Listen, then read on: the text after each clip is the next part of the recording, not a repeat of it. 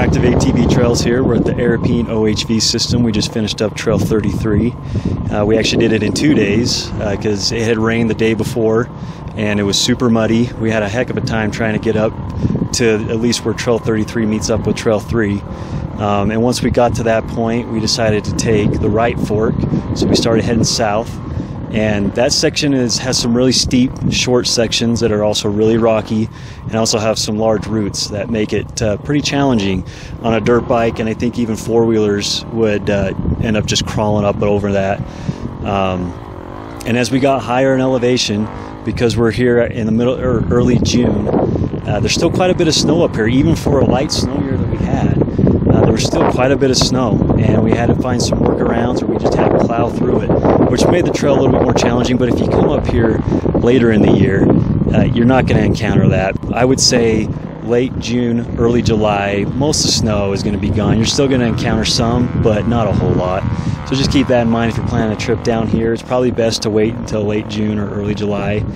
And also, if you come up here earlier in the spring, the Forest Service and volunteer groups haven't yet got up here to clear the trail. We encountered quite a bit of fallen trees, some of which we could just clear with our dirt bikes. Others we had to find a workaround, which isn't encouraged because you know, it does damage to the environment. It tramples vegetation and stuff, and sometimes that takes a long time for it to regrow. And so just be mindful of that. If you decide that you want to work around it, just be aware that the Forest Service kind of frowns on that.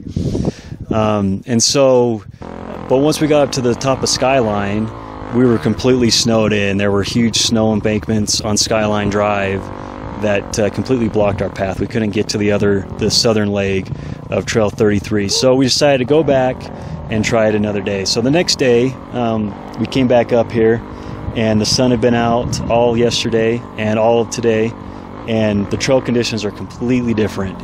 If you're concerned about mud, if you're concerned about getting stuck or just doing damage to the trail, if you wait a day with temperatures in the low to mid 80s, the trail is going to be absolutely dry the next day, and you won't have any problems. You might have some mud puddles, but you're not going to have the mud problems that we had yesterday, as you'll see in the videos below. If you click on the orange dots in the map, you'll be able to click on those geolocated videos. You'll be able to see exactly what those muddy conditions look like. And then the southern leg of Trail 33 is just really rocky. There are some steep sections. It's not as steep as the South Fork, but it's still pretty steep in some parts, but also really rocky. So I think overall, Trail 33 for a beginner would be difficult. Whether it's on an ATV, ATVers would have an easier time, but dirt bikers, if you're a beginner or a novice, you're gonna have a really hard time. You're gonna have a hard time over the rocks. If you're not in the right gear, you're going to stall out on those steep ascents, those steep hill climbs. But overall, it's a great trail if you're out looking for a challenge, and also the scenery is spectacular. Just like every other trail in the Arapeen system, you're going to get spectacular views of the Wasatch Plateau. So anyway, I hope you enjoyed this video. If you have any questions, leave us a comment, or if you like what we're doing, tell us what you like, what you don't like. Leave us a comment. Also, let us know what your experiences were like on this trail, because your experience is going to differ from ours. So feel free to leave a comment down at the bottom. And anyway, Interactive ATV Trails here, bringing you this trail review of number 33 in the Arapeen OHV system.